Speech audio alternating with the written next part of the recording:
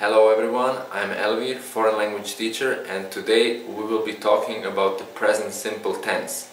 Now let's look at the formation first. So how do we form it? This is the formula.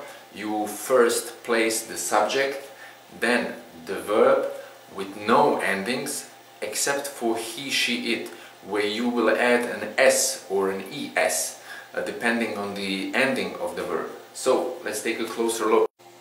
As you can see, there is a conjugation. That means that you change the verb through persons like I, you, he, she, it. Let's take a verb of choice, for example, to talk. This is the infinitive, and we will change it through all persons, and it goes like this. I talk, you talk, he talks. As you see, you add the s here, she talks, again it talks. So the conjugation in English is very weak, and you have only to change the he, she and it form by adding an s. Everything else remains untouched, so you don't change anything. Very simple. Let's see a few examples. I walk with my dog every Friday. She always goes out with him. This is also a little exception. Now you have to add the es because the verb ends with an o. We have a car. This is the third example. So this tense is usually used with signal words like every Friday, every day, usually, often, and so on. And now let's look at an exception. The exception follows with the verb to be. You cannot conjugate this verb like all others and say something like I be, you be, or similar. You have to conjugate this verb fully, completely. This is an irregular verb, and that's why it has this name. I am, you are, he is, she is, it is, and then we, you, and they are. But again, the conjugation is weak because you have only three endings. I am, you are, and he is. So this am, are, and is, this is the conjugation of to be. But it is also different. It is far different from all other verbs which have no endings except he, she, it, as you can see on the left side with he talks, she talks, but the stem remains untouched. Let's look now at the negative form and see how we can make a sentence negative in the present simple. So you first place the subject, then you have to add a do, that's a helping verb, with a not, that's the negation, and after this you will place the main verb with no endings, even not in he, she, it. So it is subject plus do not. The shortened form of this is don't, plus the verb with no endings.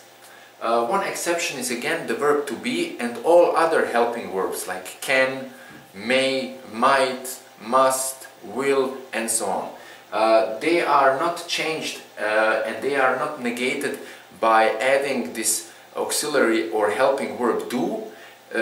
Due to the fact that they are already helping verbs, they negate themselves by just adding a not. So it will be I am not, you are not, he is not, or I am not, he isn't, you are not, and so on.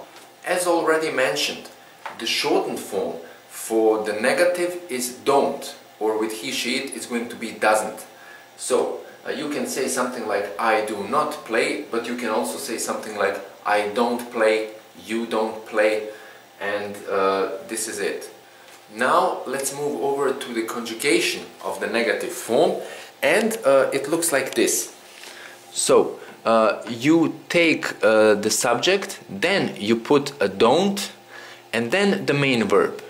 So it's going to be I don't talk, you don't talk, he doesn't talk. The s goes now with the helping verb, not with the main verb. She doesn't talk, it doesn't talk, we don't talk, you don't talk, and they don't talk. Again, the conjugation is very weak, only with he, she, it, but the system of negating in the present simple tense is generally a little bit more complicated than the positive form, and then with other languages. Let's give also some examples. We have here, I don't walk with my dog every Friday. she doesn't go out with him, we don't have a cat. There is an exception from this rule, and it is with helping verbs again.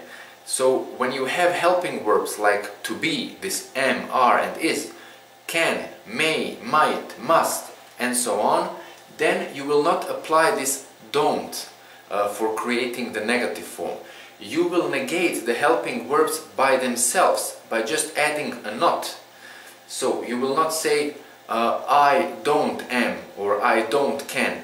You will say I am not, I cannot. So only the addition of a not is sufficient for the negation of an helping verb.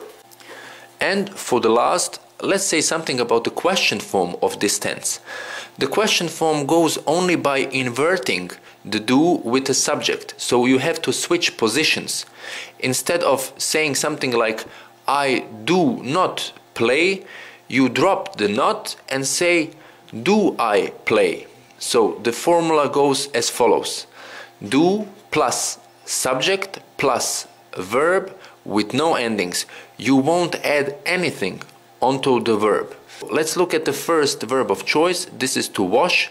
That's the infinitive, and let's conjugate it in the question form. Do I wash? Do you wash? Does he wash? Yes, with he, she, it we have again to add an s, this time an es, because do ends with an o. Does she wash? Does it wash? Do we wash?